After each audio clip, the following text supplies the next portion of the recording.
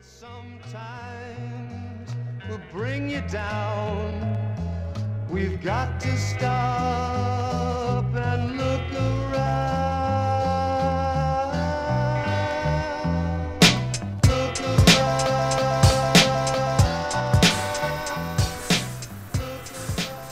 What's going on, Marvel Universe fans? This is Sakio Castro coming back for another figure review. Just want to say hello to everybody. I haven't done anything since the mech suit from Stark Industries for the Avengers movie lineup.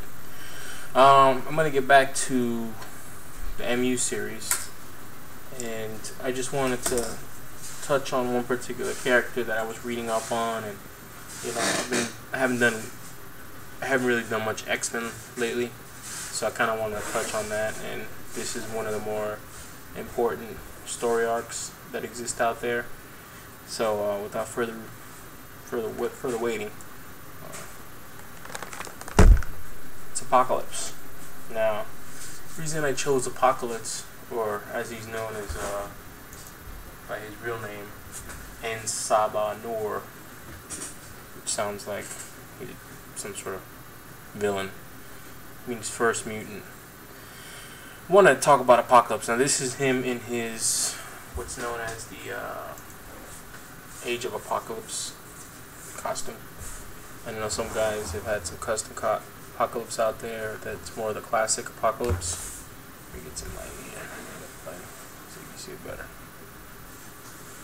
So, this is not classic Apocalypse. This is the Age of Apocalypse. Apocalypse, which, if you watch the movie Megamind, looks like the psychic fishbowl without the fishbowl. Some of you might get it, some of you might not. On the back, this is part of the Steve Rogers Shield series. It says he was born thousands of years ago. He's the first mutant. Long story short, he is. Let you read that there. Go ahead and pause it.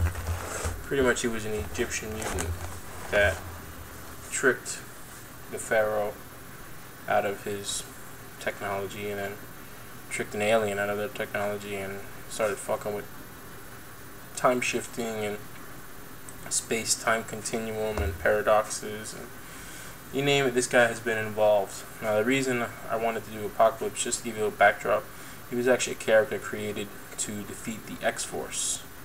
Now, obviously, X-Men's #1 villain has always been Magneto, and X-Force couldn't have them fight Magneto as well. So X-Force, back in the day, needed a villain. So they created Apocalypse. And ever since then, he's been kind of retconned into a lot of stories, even with Kang. Kang is another Egyptian psychopath, but he's been retconned to a lot of stories, and he's been the center of everyone's attention. I mean, I'm gonna bring out a few other characters that he's been at center of attention with. Cable, the guy who is the son of Cyclops, which in turn, these two guys, all three of these guys need to have their own review, but I just want to bring them out together. So basically, he's the dad of this guy with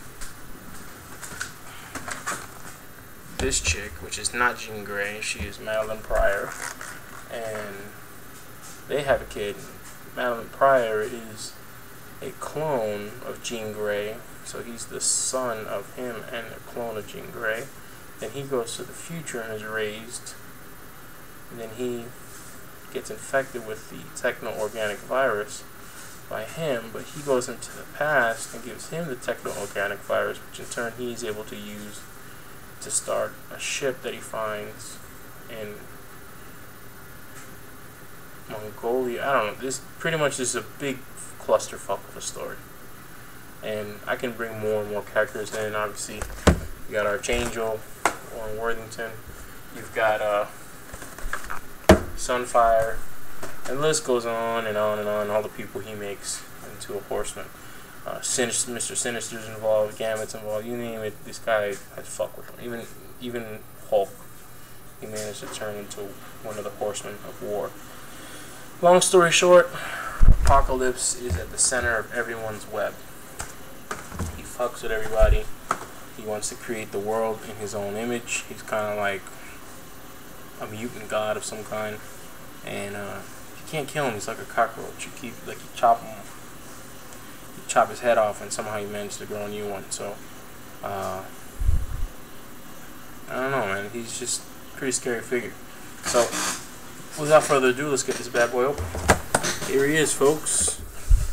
Apocalypse himself. And I've been a big fan of Apocalypse for a long time. I mean, play a lot of Street Fighter. He was in X-Men vs. Street Fighter. I thought it was pretty cool. He was just like a giant apocalypse. Can't stand. Let's talk about articulation. First things first, he's got these shoulder pads that are kind of rubbery, and it's got these tubes in the back which feel like, you know, boot shoelaces. He's got a ball jointed arm, or shoulder should I say. He has a bicep swivel, but it's hindered by the hoses. He's got a single jointed elbow. He's got the wrist twist, moving torso, right, moves all the way around. He's got this cool little belt there that moves around. He's got the thigh swivel, as well as a ball jointed hip, double jointed knee, and ankle rockers. Now, detail, this guy is phenomenal. I mean, they put a lot of detail into this character, and from what I understand, according to the Marvel Universe, see, I collect the figures, and I read some of the comics, and I've been a big fan for many, many years, but I don't know who Vonner is. You know, I've heard a couple guys online like praise him like he's some sort of messiah, and like, oh, he has a ball-jointed head, by the way. Like he's some sort of messiah, but apparently he was involved in making this figure, Apocalypse. So, a couple things about Vonner is we shouldn't really get caught up in who designs the characters, especially now that it's been established. We just have to wait a little while to see what happens, because anything has taught us anything about, let's say, McFarlane Toys. I know a lot of you guys that collect figures out there have probably been doing this for a while, and if you remember back in the 90s when Spawn was like the best thing since sliced bread, McFarlane created a toy company because he felt that companies that existed weren't doing justice to the figures that he'd bring to life. Rightfully so, I agree with him. The figures that were out there in the 90s were kind of like mishmashes of other figures that were probably that came before them from other lines. Like I don't know, Kenner probably recycled a lot of things, and Mattel recycled a lot of things, and so did Hasbro. And everybody did their fair share of recycling. One of the big recyclers were Toy Biz. They'd use like the same mold for like 15 different figures, and they'd all be premier figures as opposed to, like, you know, secondary, third, or even premier figures themselves. And there was a group of guys that pretty much kind of claimed with McFarlane Toys, and they got all the respect from a lot of collectors because a lot of their toys were pretty accurate when it came to posability and detail and things of that nature. Over his focus as well. But you can, just by looking at the Apocalypse figure, you can see how much detail he's got. Man, this camera is supposed to be phenomenal HD, but sucks at focusing. Maybe the focus is off. Anyways, nonetheless, so they were getting a lot of props, and they're known as the Four Horsemen. Now, ironically, this topic comes up as I am, you know, doing a review on the Apocalypse, but the Four Horsemen, they were praised for their work, and then when they decided to take their talents elsewhere, i.e. Mattel, again, they were praised for their work. Now, I don't collect any Mattel figures. I'm just not a 6-inch figure and up collector. It's not in my budget, not something that I like to do. They're not in my scale. Just preference. And nothing against the DC, Mattel, or anything like that. Just preference. But when I get an itching to get some of these figures, I'm like, oh man, I want to get Superman, I want to get Batman. Oh my god, He-Man came back out, redone, redecoed, it looks pretty good. I look at the Ghostbusters, I had all the Ghostbusters toys when I was a kid. I want to get them, I really truly do. But when I read about who does the figures and what's going on, well, the Four Horsemen are doing Mattel's figures. And let me give you something about the Four Horsemen. They suck. So if you guys want to praise these toy makers, you know, that work for a manufacturer like Hasbro or Mattel, you gotta keep in mind something. They're only as good as their work. So if Bonner decides to go somewhere else and produce, I don't know, Image comic figures or whatever comic books that are out there that aren't Marvel or DC, you know, he wants to produce independent comic figures. He wants to do, you know, bring Ziggy back to life and do a figure on him. Good for him.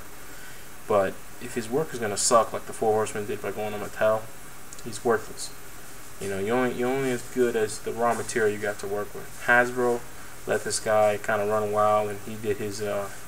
I think he did a good job with the Marvel Legends, but the Marvel Universe figures were, to me, superior in quality as far as detail, because those ball-jointed hips and shoulders, they don't look as awkward as they do in a 3 3/4-inch figure compared to like a Marvel Legends figure. The Marvel Legends are back, and I see that they're flooding the stores with them. I'm not really getting any MU waves from 2012 yet, and I can already see that the Legends are going to take over once again. And I'm not a big fan of the scale. And one of the reasons is the figures always look out of scale. Like Thor seems to be the biggest figure in the wave. And he's almost as big as Terrax, which Terrax is supposed to be, you know, a herald and a lot bigger than Thor. But somehow, none of it makes any sense. At least in the Marvel Universe lineup, they look like they make sense. Even Apocalypse, who's apparently supposed to be yay high up here, and they even have a Build-A-Figure of him from the Marvel Legends lineup as a giant, which is one of his characteristics and powers. You know, he seems to look in scale with the rest of the Marvel Universe figures. So, if you guys out there, you know, like to praise these toy makers and designers, you know, mad props to them, but don't judge your figures based on one particular person, because I'm pretty sure Hasbro, you know, they've been churning good figures out for the past few years, but they've also made some crap ones while Vonner was on the clock. So how much say that guy had, I don't know, but if he had a lot of say, he shouldn't let some of that stuff come out. So no one's perfect. You gotta let the next guy. They probably hired someone that was cheaper, and probably someone like yourself who is also a fan is going to take over the designing portion of it, and they may do a better job. So I'm hoping for the best. A company like Hasbro's been around for a long, long time. They've absorbed other toy companies because they make quality shit. All right, they make the right moves. Give him a shot. You know, forget this Vonner cat. If he's the next thing to sliced bread, good for him. But if he's not making Marvel Universe figures, I'm not really interested. So it's irrelevant at this point. So I hope you guys enjoyed this review / rant, and I will be coming back with some more figures to review on, less ranting. So hope you enjoyed the video. Take it easy, subscribe and comment.